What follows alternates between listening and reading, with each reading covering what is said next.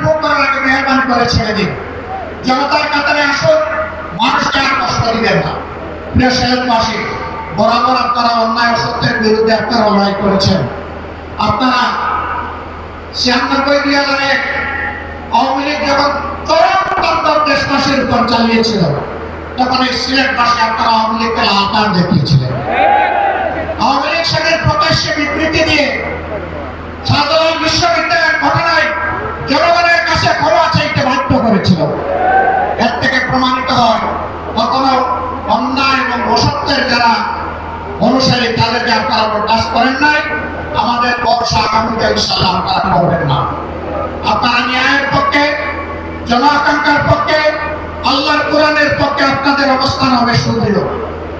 আমরা সেই সুদৃঢ় অবস্থান কামনা করে এবং আমাদের আজকে এখানে যে সমাবেশ শেষ হচ্ছে, এই শেষ জায়গা থেকে বিজয়ের শুরু, স্লোগান শুরু হোক, সেই আহ্বান জানিয়ে আপনাদের কাছ থেকে বিদায় নিচ্ছি। আপাতত আসসালামু আলাইকুম ওয়া রাহমাতুল্লাহ।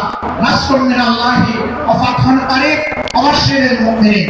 আসসালামু আলাইকুম ওয়া রাহমাতুল্লাহ।